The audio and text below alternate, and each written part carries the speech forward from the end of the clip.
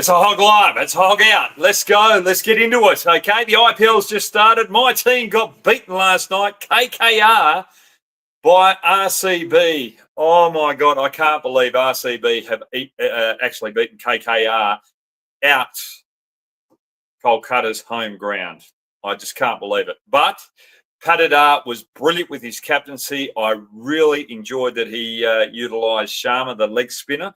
Sharma was getting a little bit of tap, but he didn't just put him in the outfield. He saved him for a couple of overs and brought him back when there was a couple of wickets lost. Patidar, to me, is a very good captain, and they have made a wise choice there. And the way that Salt took off on that first game, Kohli was batting, and their batting depth and Patidar's leadership, I have taken them from the bottom of the rung after this first game and taken them up to a top 4 finish. They were sensational last night. KKR, their bowling attack in the power play, their pace bowlers were too full. They did not hit that good length, and Ajinkya Rahane went to Varane too early. He brought Varane on in the 4th over. He should have gone to the other quick in Rana and just allowed one more over a spin a little bit later. And you saw Rana, when he bowled that 5th over, still getting a little bit of seam movement, but he was hitting the right areas. He was hitting that 6 to 8 metre length. And just outside the off stump to Virat Kohli beating the outside edge and change of pace. It was awesome. So Kolkata bowlers, especially Aurora and Johnson, have to work out very quickly to hit the deck hard on top of off stump on that 8 to 6 metre length. And if you're going to go full, it's got to be Yorker length. You can't put it in the slots. Otherwise, you are going to get hurt. So Kolkata not utilising the new ball last night cost them, and their spin weren't able to control those middle overs against RCB's middle order. I did a little blog post about that. But we've got a quick game on tonight. Who have we got on tonight? We've got SRH taking on Rajasthan first up. This is going to be a cracking match. Actually, I don't think it's going to be a cracking match. Rajasthan Royals, I just don't think they've got their depth in the squad. I think Sunrisers Hyderabad have got a wonderful, wonderful squad. Let's just quickly go through that squad as we're just quickly talking now. Can you get it up, please, AK? The squad there. But what I like about this is you've got Pat Cummins as the captain, but Abhishek Sharma opening with Travis Head and Klasan coming in the middle order as well. I think they should promote Reddy up the order as well. Abhinav Mana, they can utilise him as an extra Indian batter and then utilise Adam Zampa to come in there out the bowling depth. But Mohammad Shami into the pace attack is awesome. Who else have they got in there? They've got Unukat, but I don't think Unukat will play tonight. They've got Harsha Patel in there. And I just think they've got plenty of depth there. They've really got plenty of depth. And Rahul Chahar, the leg spinner, I think he's awesome. So for me, this is a sound lineup. Give Reddy more opportunity, Manohar opportunity as well, and you've got Ishan Kishan in there with a batting lineup. This is an explosive batting lineup with a quality bowling lineup. So in the top 4, SRH go. I look over to Rajasthan Royals. They're without Sanju Samson tonight, so Ryan Parag is going to be playing. He'll be batting up the order. Jaswell will have to open with Jurel, and I just don't think that they have got the clout tonight to go. I'm a bit worried about their bowling. They were going to rely too heavily on Archer. Is Deshpande worth it as well? Kartakira, they're going to play him. Hasaranga, is he the ultimate all-rounder as well to fill in that middle order gap? But Jaswell, Jurel, Hetmeyer, Rana, Parag, I just don't think that's quality batting lineup, good enough quality batting lineup tonight to take on SRH. So this game, I'm going for SRH. We've got a couple of guests on, so I'm moving through quickly. The next game is probably the most followed game tonight, and that's Mumbai Indians versus, who's the other team? Who's that other team? CSK, of course. MS Dhoni. I was just playing with you, but this is going to be a good one. It is out Chennai. Chupak Stadium down there. Hardik Pandya is not playing. Jasprit Bumrah is not playing. I can't believe Hardik Pandya is not playing. That happened last year, and they've changed the rules. If you've changed the rules, we'll change the penalty for last year. Let him play in this first game, but they haven't. But I'm looking at it. They could play Mujiba Rahman tonight with that extra spin, Mumbai Indians, and that could really play a big part. When I'm looking at Chennai squad, which squad have you got up first there? Okay. Which squad have we got up first? Actually, I've got to get the squads up here because I can hardly read that off my phone. But I'm looking at the Chennai squad. I think it's balanced. You've got Jadeja, you've got Ashwin there, you've got Sam Curran as well, Paddy Rana with his bowling, and the batting lineup is just sensational. I think the biggest headache tonight, are they going to open with Conway or Ravindra? That would be their biggest headache tonight. When I look at Mumbai Indians, because we're going to discuss this game with the guests as well. No Hardik Pandya in there. Their depth of spin is a bit of a problem. No Boomerang. They don't have too much depth in their pace lineup as well. So for me, I just think Chennai should win on home ground advantage tonight without Hardik Pandya. Simple as that. These are the squads. I've gone through the squads with a YouTube vlog, so you've all seen that as well. So let's not muck around. Let's get on to the guests. AK, can you bring Godfrey up and Rifrick? Is it? Who have we got? Hello. Here we go. Here we go, guys. Hello. I just went quickly through that summary because I want to get to your questions and I want to have a bit of a chat with you. Rifrick, you're from Pune? Yes, Pune, Maharashtra, India. Yes. Yes, and you go for? I'm going for CSK, Chennai Super Kings for today. Yep. But who's your main team when that you actually follow? I am following CSK from the start as well. I was following Mumbai first, but then after Dhoni's whatever he has done later on, I became a huge fan of him. That's why I started supporting Chennai Super Kings as well. And now I'm a big CSK fan right now. Yes. Yep, CSK fan. So you've jumped ship from Mumbai to go to CSK. Yes. What we call that in Australia is a turncoat. Do you not understand what a turncoat is? I understood. Yep. Beautiful. I just got to use that strategy. Godfrey, how are you going as I pour a water? You're from Mumbai, and obviously you're wearing a blue shirt there. Yes. So I've been a MI fan ever since 2010. I remember the final when we lost to CSK. Sachin Tendulkar played a really good innings, and I think Kyron Pollard was someone who tried to somehow get us close to the target. And ever since, I've been supporting the men in blue. We won 5 trophies, on the verge to win the 6th as well.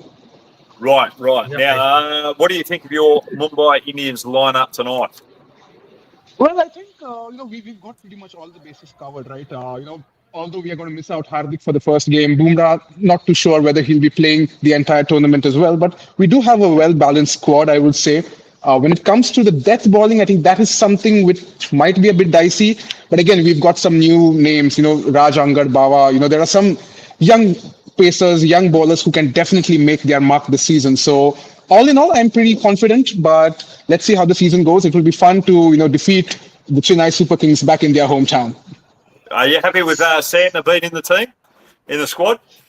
Yes. I think that was an aspect which the MI team did miss out from the past few seasons, having that quality finger spinner in the lineup. This year we've got 2. We've got Santner. We also have Mujib as a backup. So I think it's going to be fun. Santner, he's been a part.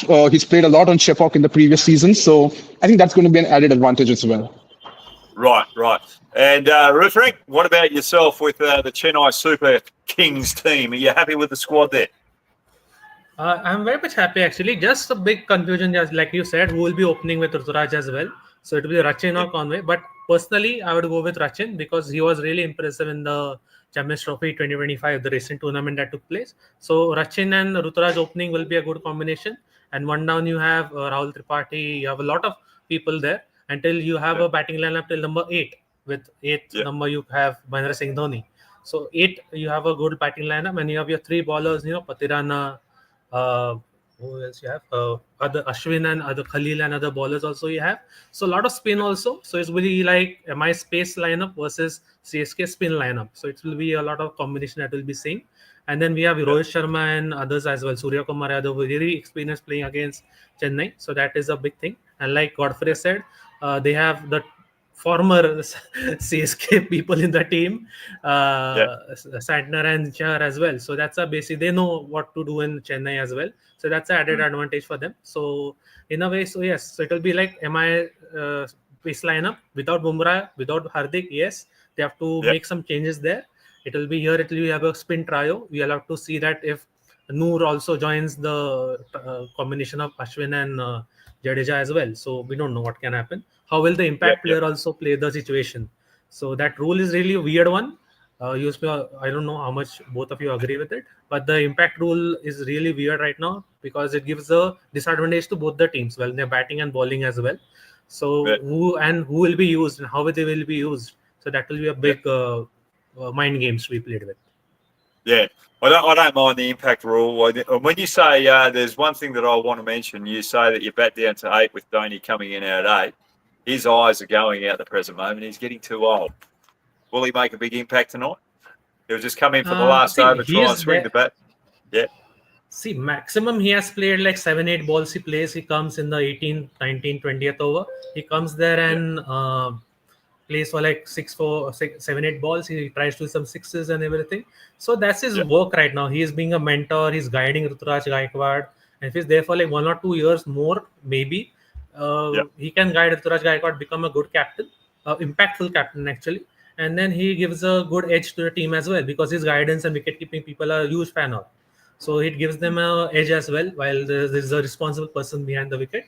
And Ruturaj Gaikwad has also said many times that they have a very young wicket keeper with them. So yeah, it gives the edge for them. So it's a good guideline for them. But obviously people think that this will be last year. This will be the last year for MS Dhoni. But depends on his state, what he wants to do. So we can't judge the state or anything. We can't tell him to not play or anything. It's his choice.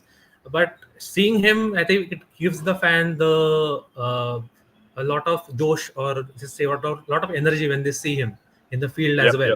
So that's a big thing for CSK and for me as well as a fan. Yep, exactly right. Now, while we've got you there, I'm just going to go through quickly my CSK team tonight. I reckon Ravindra opens with Conway. Gaikwad goes out number 3 because Ravindra and Conway were doing really well in the ICC Champions Trophy. So keep them opening the batting. Gaikwad coming out 3. Tripathi or Huda coming in out 4. Dubey, Jadeja, Ashwin, Dhoni, Chowdhury because he's an Indian quick. And then Kahil Ahmed, Paddy Rana, and I'd have Noor as your impact player. Have the extra spinner down there. Did you like that? I like this, but still I'll see Ruturaj, not to go against you or anything, but I'll still see Ruturaj open because he's very comfortable at opening. So I might see Ruturaj and Ravindra open. Conway maybe, but don't know if they want to play with the extra fast bowler. So Ellis or Sam Curran will be a good option on place of Conway. And Conway can switch between Rachin and himself when the time is needed, Yep. So, yeah. Don't ever be upset going against me because we've all got different opinions, and that's a good thing about here. You can have a crack at me if you want. If you don't like what I say, that's good because we've all got the different opinions and we all love the game of cricket. Now, Godfrey, no Hardik Pandya. Who's going to come in and fill the void for Hardik Pandya there? I think we do have pretty good talents over there. I think Robin Mins is one name which comes to my mind. I think he has the hashtag of Jharkhand ka Chris Gayle, the Chris Gayle from Jharkhand, where he originally hails from. And we all know there are 2 great legendary batsmen, wicketkeeper batsmen from Jharkhand, MSD and Ishan Kishan as well. So I think he's one name I'm definitely looking after. Naman Dheer is another name that comes to my mind. He was picked up back as an RTM. So I feel that between 2 of these guys, they are going to fill in that void, at least for this opening game when Hardik is not going to play. When it comes to the bowling, I think it might be a bit of a hassle because you don't have Bumrah, first of all. Missing out on Hardik's 3 or 4 overs, that's also going to be a matter of concern. But as I said, guys like Raj Angad Bawa, I think when he played in the India under-19 back then, he stole the show. I think he had picked up a 5-er as well in one game. So pretty much good options all over. It's just up to the management how they chop and change things. But I don't think missing out Hardik Pandya for one game would matter to that extent, honestly speaking. Yeah. Well, you're talking about a youngster there coming in. this could be a good opportunity for Mumbai to say, right, okay, we're up against the best team. It's early on in the tournament. We want to get that right balance. If Boomer is not going to be right, who is the next best fit in this squad? And if it's a young fella, like you're saying there, give him the opportunity, see what he's got, and just say, look, there's nothing riding on this at the moment because we're in tough conditions. We just want you to have a quick experience of what it's going to be like this year. You're going to be around the likes of Deepak Chahar as well as Trent Bolt, so you've got some experience there where you can actually learn. Just go out there, have fun, deliver to what your game plan is, back yourself, and then work from there. I think it's a great opportunity. So it's not, you lose Boomer, but it's exciting for India cricket and Mumbai Indians cricket moving forward.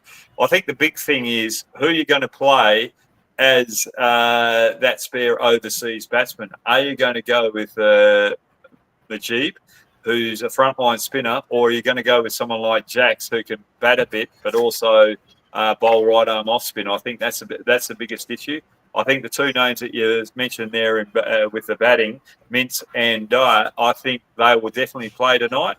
And with Mujib in there, I think on that particular wicket, Mumbai have a chance of upsetting CSK.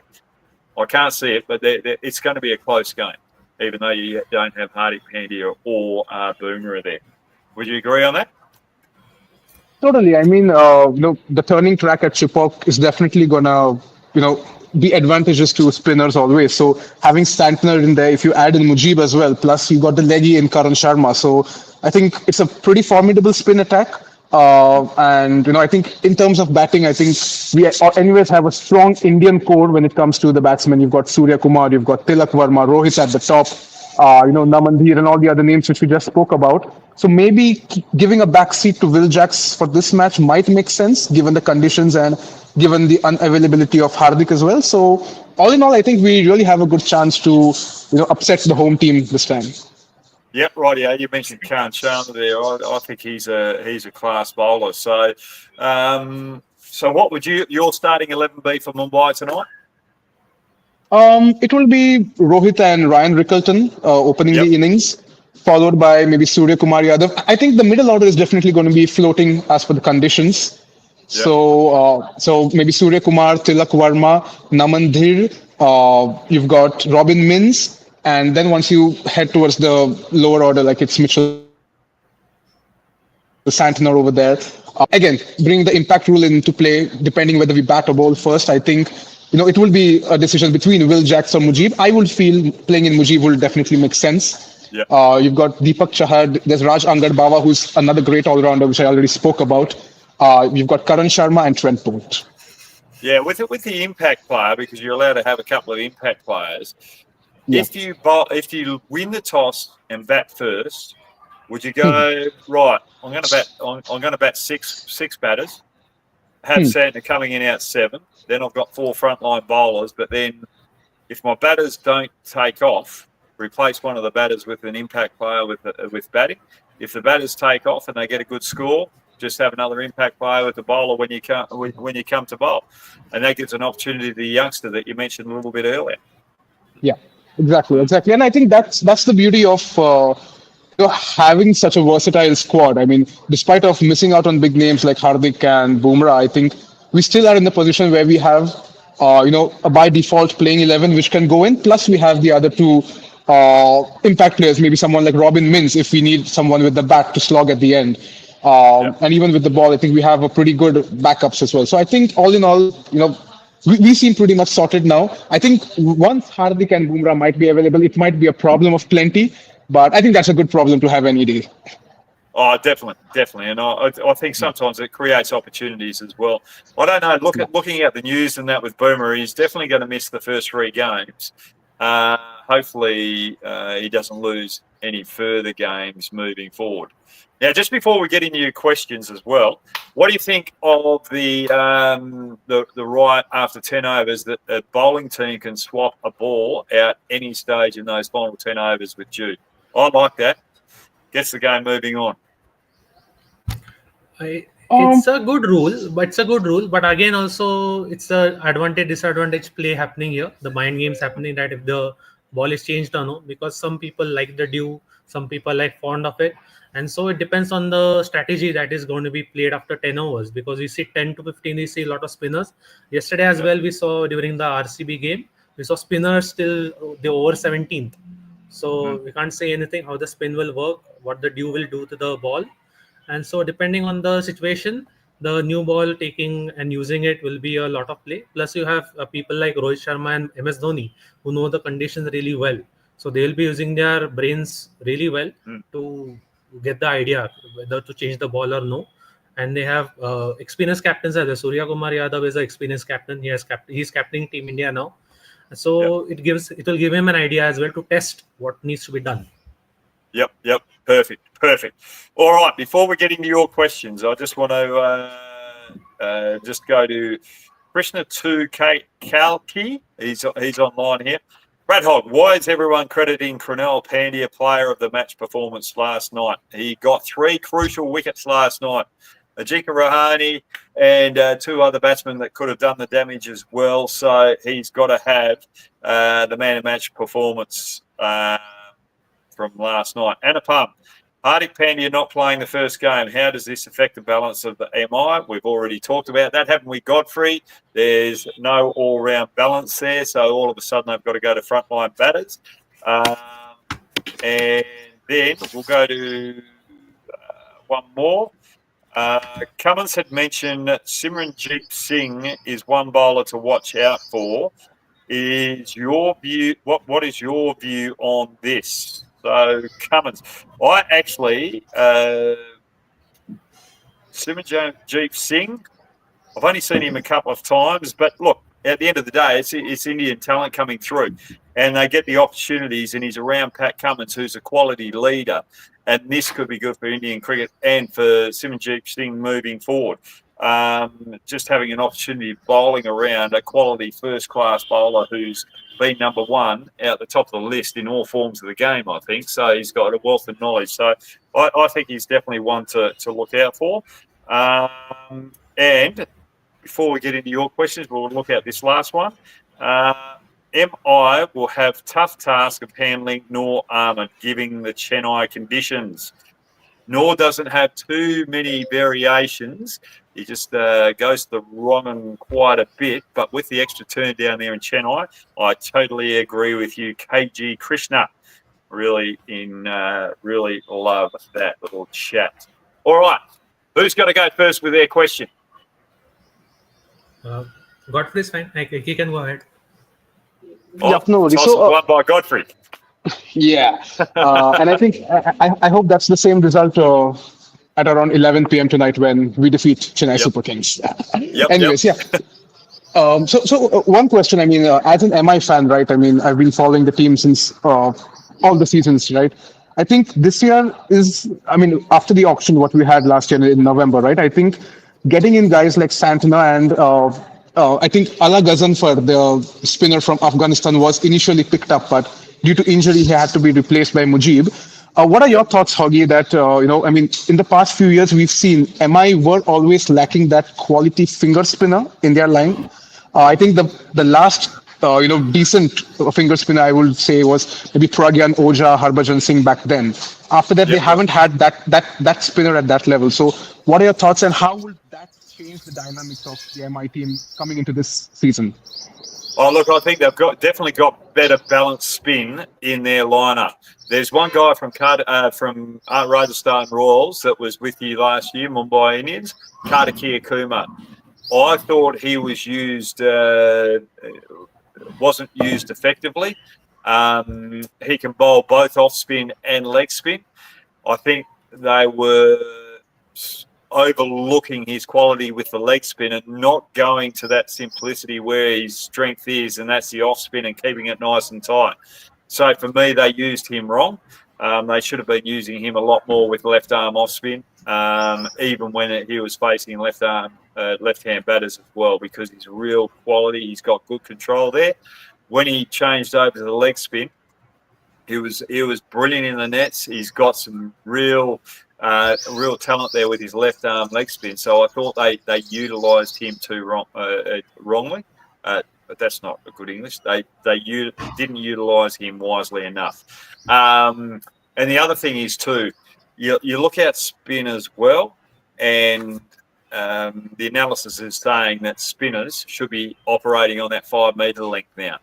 You've got all this analytical detail out there, but Kartikeya Kumar wasn't the same spinner as a Rashid Khan, who's very strong on that particular length because he's quicker, little flatter, whereas Kartikeya Kumar was a little slower and very good with the flight of the ball. So you've got to look at the strengths as well as the weaknesses of a bowler, and not just look at the analytics, but use the strengths wisely in certain situations. And you get a bit of extra bounce there at Wankhede Stadium, so you can afford to be a little fuller as well. And when I say fuller, that's not getting on the half volley length. You're around about that 4 metre length where you're just hitting above the knee roll, hitting that top of the stump. So for me, I think there's a little bit of confusion there with Kartikeya Kumar. But now that they've got experience in there, I think Khan Sharma's sensational. Santner's brilliant. Raymond Muji is absolutely unbelievable with his skills as well. I think they've got the right balance there.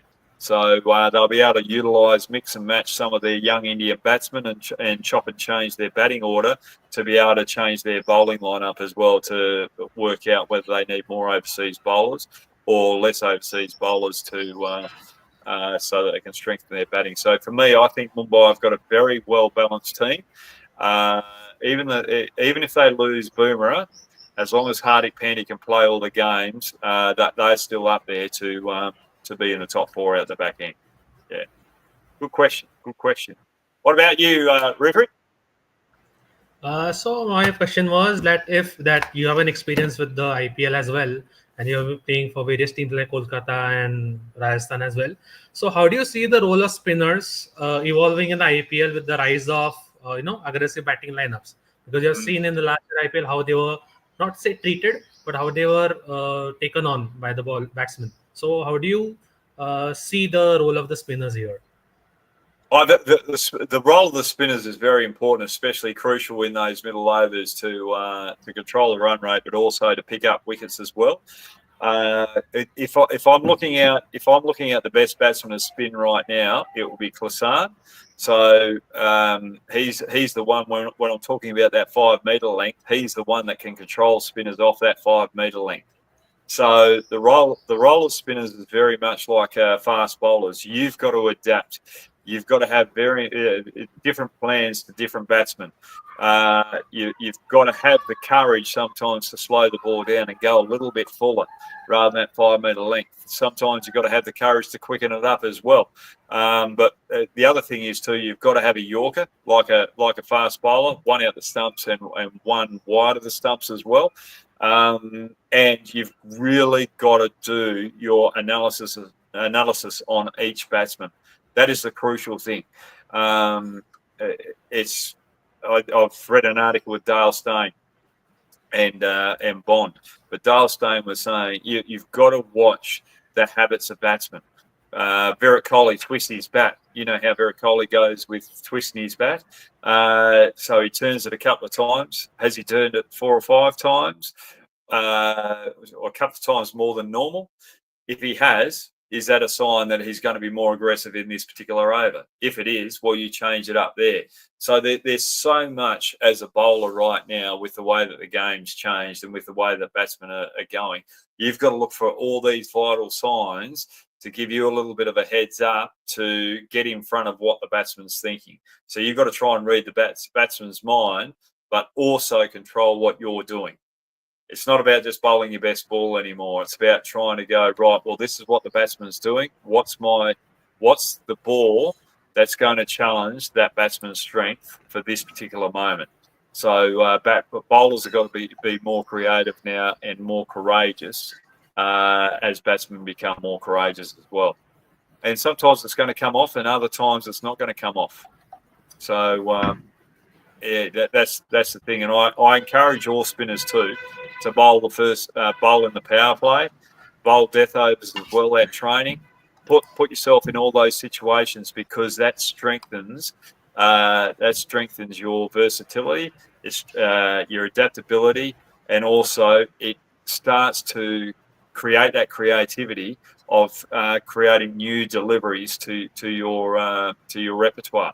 And those new deliveries don't have to be a different type of ball. It could be just, right, I come around the wicket to this particular batsman, I'll bowl wider around the wicket, or I'll bowl close to the stumps around the wicket, or even over the wicket. So you're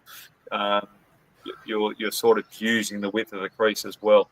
I think with spin as well, don't be afraid to bowl 2 balls over the wicket and 2 balls around the wicket.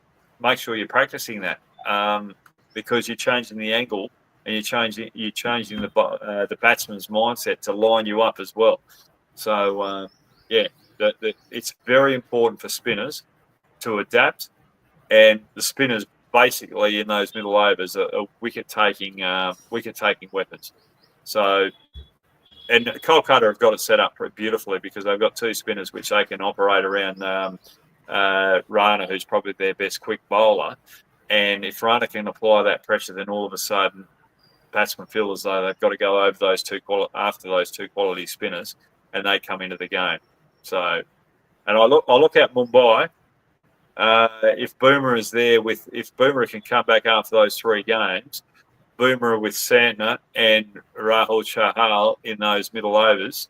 Khan Sharma, sorry. It's Khan Sharma in Mumbai, yep.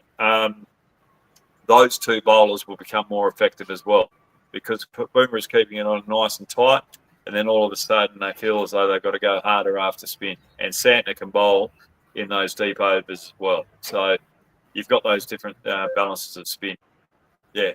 That's a bloody good question, right? I hope I answered that. So Hope I answered that right for you too. Godfrey, have you got your next question? Yep. I think, we've spoken enough about MI, CSK, and, the matches for today. Just a random thought otherwise as well, right? So PBKS, Punjab Kings, has been one team or one franchise which has been in a lot of talks before the season, given the fact that Ponting is now at the helm over there. They've got Shreyas Iyer as the defending captain coming in there. So how do you see PBKS going ahead this season? Because obviously there have been seasons where every time we look at their squad, they look really, really formidable on paper, but ultimately they haven't been able to cross that mark. But this time, given the combination of Ponting and Iyer, what are your thoughts on PBKS, and how do you think will they end up in the season? Oh, look, I think. Do you think they're going to lift up the title? No, I think they're in a world of hurt. I think Iyer and Ponting are sensational leaders, but I think the owners get too involved as well, which puts pressure on the team performing. I think yes, you want your team to do well as an owner. There's no doubt about that. You've got one of the best captains, the best cricket minds in the business in Ricky Ponting. He's done a lot of work with Shreyas Iyer. They went after Shreyas Iyer to lead this team. And I think he's going to be a quality leader moving forward. I think he captained KKR exceptionally well. I'm surprised that KKR didn't keep him and spend all that money on Venkatesh Iyer. So they've got 2 leaders. But then you've got Maxwell, Stoinis. They've been pretty inconsistent over the last couple of years. They've got Inglis there, which I think's fantastic. But then they went to Rasindra Chahal, the leg spinner. I think he's losing it, but I don't think he's. When I say losing it, I don't think he's as effective as in previous years. I think batsmen have worked him out. And I think up there in Punjab, he's not going to be effective. Harshdeep Singh's sensational. I think the biggest plus for them is Marco Jansen, the all-rounder in there. But if I'm looking at their squad, they're going to rely heavily on Inglis and Marco Jansen. I just don't think they've got the depth there. And Inglis is going to have to open the batting as well. You can have all the best leaders in there, but if you don't have the cattle, and then you've got the ownership there that has too much influence, I think that's a big problem. And there was one thing there at the auction table. where I can't remember who they were going after, but the owners went over the top of Ricky Ponting and said, no, we're going after this particular player. And all of a sudden the bids went up, and I'm pretty sure Ricky didn't want him, but the owners wanted him. And that was a critical moment for me to see where Punjab were. So that's why I've got them out the bottom of the ladder. Someone like KKR, they don't have the best squad this year. I don't think they selected well, but with their culture, I still think they can have a lot of success. So that's why I've still got them up in the top 5. Yeah. Whereas Punjab still haven't got that culture. That's a really good question, and really left field. It's good. Yeah.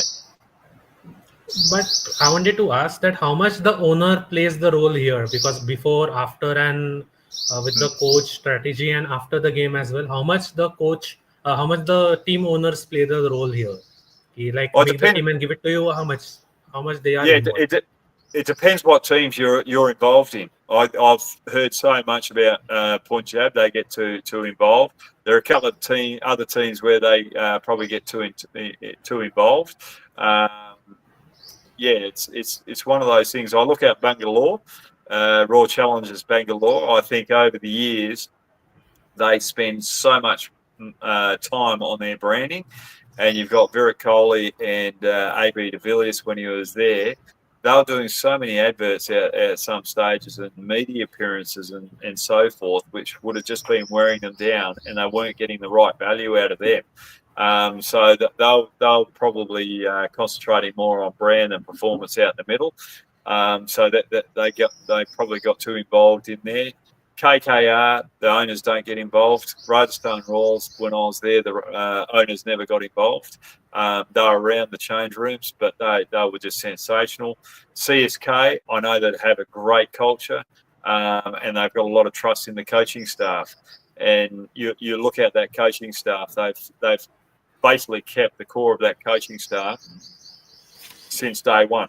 They've kept the core of the culture there from day one.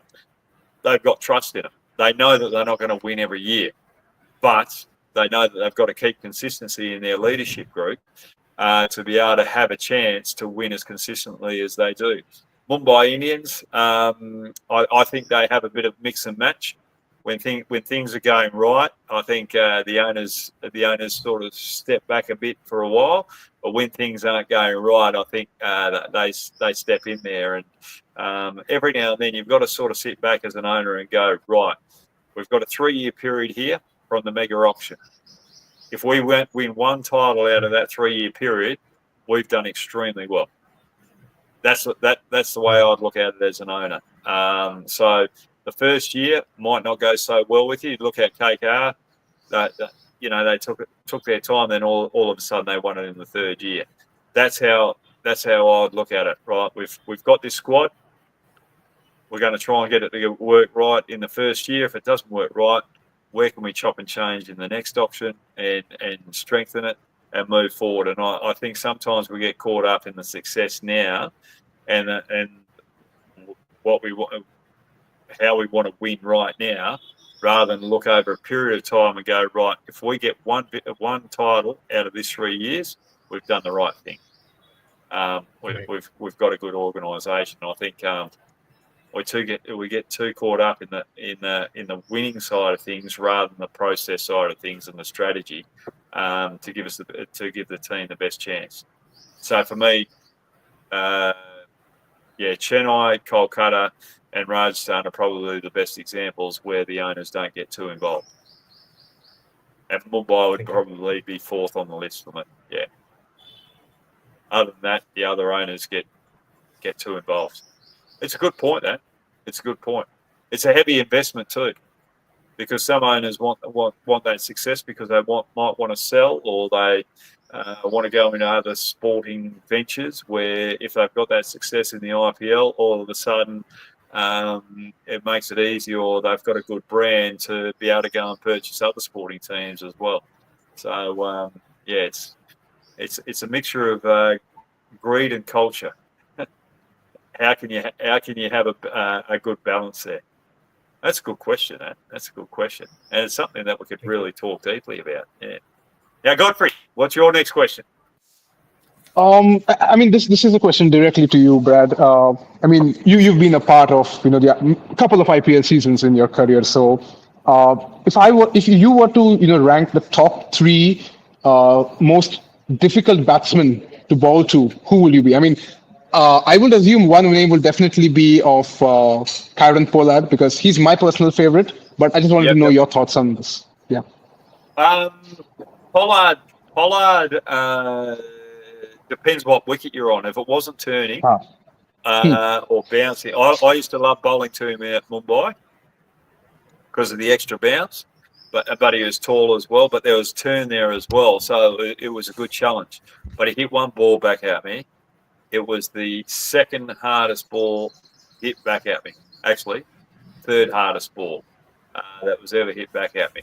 And I would have caught it because it came off the non-striker and just landed in front of me. But it was hit that hard. I was already on the back foot and I couldn't dive to catch it. But I had him. I was sort of on top of him before that ball. You remember Kemp from South Africa? A guy called Kemp. Justin Kemp. Yeah, Justin Kemp. He hit me probably for the biggest six I've ever been hit, and that was in Potchefstroom in South Africa. So you're up in altitude, but they had some scaffolding for the cameras out one end, and it was still sailing up as it hit the scaffolding. Otherwise, it would have gone another oval further on. But it hit the scaffolding, came back to the centre wicket, and I bowled the next one. Shaw Marsh in the nets out the whacker hit one straight back at me along the ground. If I didn't lift my leg up, I would have broken my shin. That was the hardest ball I've ever said. But anyway, you've mentioned Pollard, but Glenn Maxwell, with the way that he used to play, he used to take on spin from ball one. He was always an nemesis for me. Pollard was another. I was going to say Kevin Peterson, but I didn't play him much in IPL. But the opportunities I got to bowl against Kartik, the keeper from RCB last year. Dinesh Kartik. He was awesome. And I still remember one game where he swept me a couple of times and then I went slightly shorter and he charged down to hit me down the ground. And I thought, right, okay, yeah, that was a moment that he was on top of me. Yeah. So Dinesh Kartik, Glenn Maxwell, Virender Sehwag as well. Virender Sehwag. Going back to him, he'll just take me on from ball one. That's one player where if he hit me for the first time, I go, oh no, where am I going to bowl to him now? And then the day that I got him out Delhi, I remember sitting there in the hotel and I'm just going, right, I'm up against Virender Sehwag. I know that he's going to go after me. Just enjoy the moment. Just have fun. If he gets you, he gets you. But this is a challenge. And whatever comes to your mind, just bowl it. Don't worry about bowling your best ball or anything like that. Whatever comes to your mind, just go with it. Don't second guess yourself. And I think I got him out within 3 balls. He hit me for a 6 or something, but that was the only time. That was the last time we played against each other. But that was the only time I felt comfortable against him as such. Because I just cleared my mind and just go, right, you've trained hard, you've prepared hard, but the way Virender Sehwag bats, you can't have game plan A, B or C. You've just got to go with your instinct out in the middle. You've got all the tools in the shed. You can adapt. You can bowl all these deliveries, but just go with what's in your mind. And I went with a slower wrong, and I'd never go with a slower wrong. The Virender Sehwag, which went wide. And I don't like bowling wide of the stumps. That's just not my thing. But I just said, just do it, and got him out. So I think sticking to the basics is ultimately what it boils down to. Yeah. But sometimes you've got to take those risks and just go with your intuition to do something different. And that was one of those moments. And going back to Rufrik's question with spin, you've got your plans, you've got your foundation, you've got your basics. But sometimes you've got to go away from those basics, those foundations, to challenge the batsman out the other end who's on song. So sometimes you've got to go to your fourth delivery, which is probably your best delivery against that batsman's strength. So, sometimes you've got to have the courage to do that. Rothwick, Right. what's your next question, mate? So my question was, it's also related towards you. So after IPL, honestly, I follow Big Bash a lot, not much. Yep. I see the highlights and everything. And Yep. so we have seen the Indian franchise like Mumbai, Rajasthan, and other Kolkata as well coming to the other leagues like Caribbean Yep. Premier League, South African leagues, and the US leagues as well. So Yep. do you want to see any franchise coming to Big Bash, knocking that door, saying that we want to take a team, or do you see anything in the future? Like, don't you see any team coming to the Big Bash saying that yes, we are interested in collaborating with you or anything with the Team Australia's or anything? Yeah. That's a good question. There's two things here. It's good that there's Indian owners buying franchises around the world in one aspect. It's providing money for those particular cricket boards. But when does that money dry up? That's a big question for me. And when that money dries up, right, how is cricket going to survive in those countries moving forward? Here with Cricket Australia, we're trying to hold off as much as we possibly can, probably. We want to try and keep our own game here. It's going really well at the present moment. But there's probably going to be a time where there may be that time for investment. But the whole thing with all of this is, what is the purpose of Indian franchises buying franchises around the globe? Right, to have more teams, to be able to strengthen their IPL squads.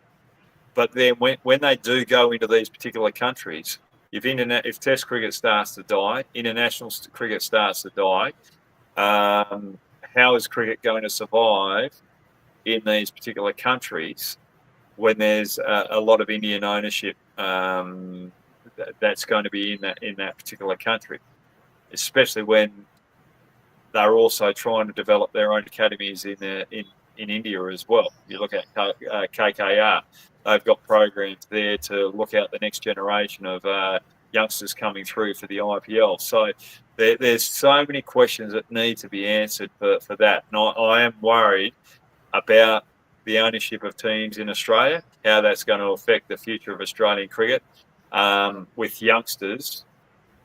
Like, I go back to my day. If I'm coming through now, do I want to play T20 cricket or do I want to play Test cricket for Australia? I'd hope that I'd still want to play Test cricket for Australia, but there's so much T20 cricket going on around the world at the moment. I'd be a little bit conflicted in going between two.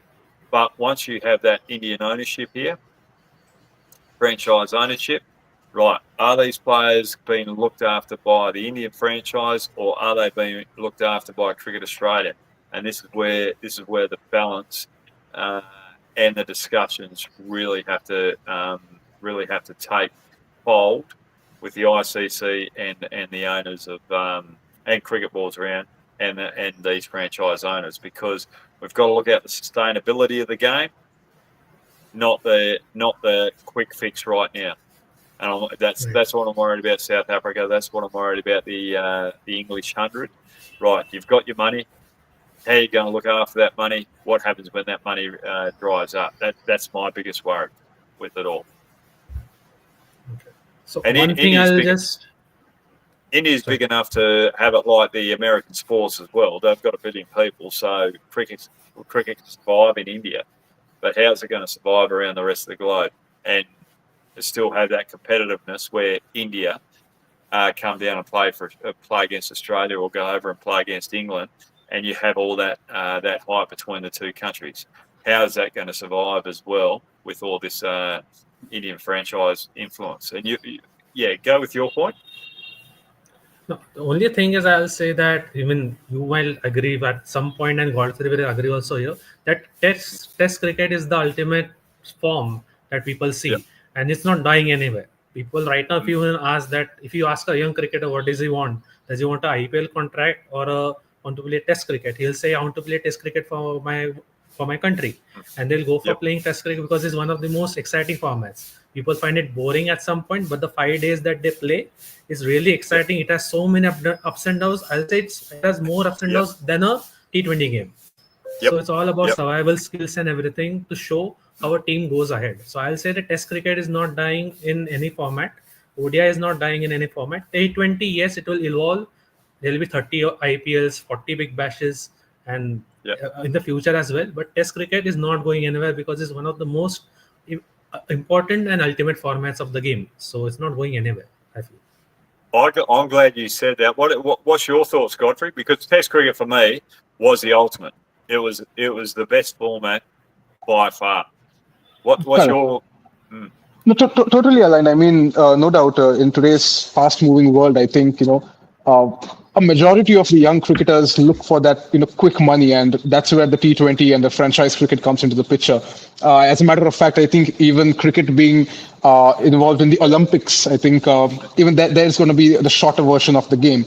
But if you look at it from a broader perspective, I think Test cricket, as Ritvik also mentioned, right, it might seem boring sometimes, but if you look at it from a true essence of the sport, I think the 5 day long tussle that happens, with the scorching heat, you need to have a lot of strategies, you need to have a lot of patience, more so over. So I think having that kind of approach while playing the sport just increases what you can say the fun element to the game. And I think true sports lovers are always gonna, watch Test cricket no matter what. No doubt you have all these fancy T20 leagues across the world, but Test cricket is ultimately the best form of cricket, hands Yeah. down. Yeah, Yeah. definitely. I'm glad you both agree with that. Yeah. Glad you both agree with that. It's fantastic. All right. Pratik says hello. Good on you. Sanchit, Chennai favourites going into the game. MI look depleted. Plus the first game curse is amazing stat. Any other examples like that in other sports? First game. First scorchers were very similar to that. We generally lost our first game. Have you guys got any examples of Mumbai's first game There issues? have been, yeah, because Mumbai many times have lost the first game, have gone to the finals as well. They have won as well. But sometimes Yeah. if they even lose the first game, they are like at the bottom side coming down. Because we saw one season where they were at 9th or 10th, so they had Yeah. to fight to come up.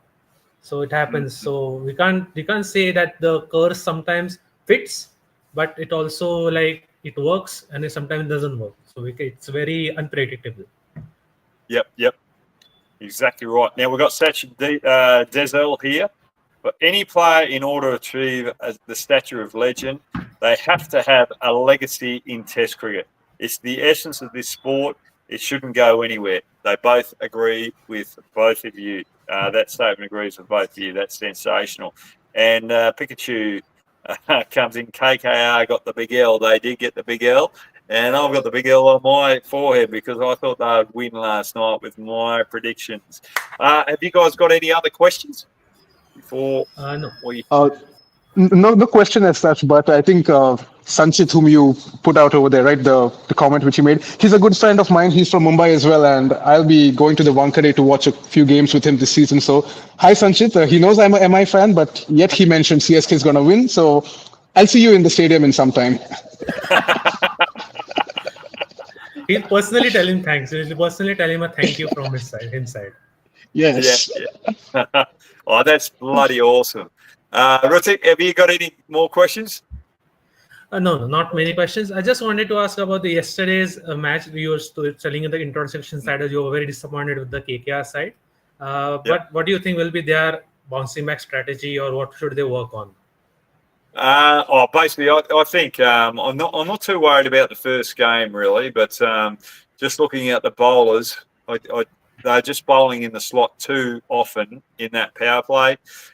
Johnson's got a little bit of inexperience in IPL cricket. Aurora, he's still got a bit of learning to do. But I just think when you've got Varun and Narayan, you've got to sum up the conditions as well in that middle order. Should you hold them back to those later overs? The ball was still seaming in the fifth over. I thought they should have bowled Rana a little earlier. I think he's going to be a strike bowler. He hits the deck hard, and he looked a bit more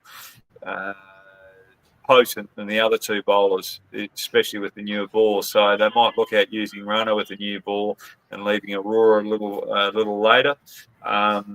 So yeah, it's just getting the bowlers, the pace bowlers, to sit there and go, right, we're either hitting a hard length or we're hitting a Yorker. We're not bowling in the slot anymore.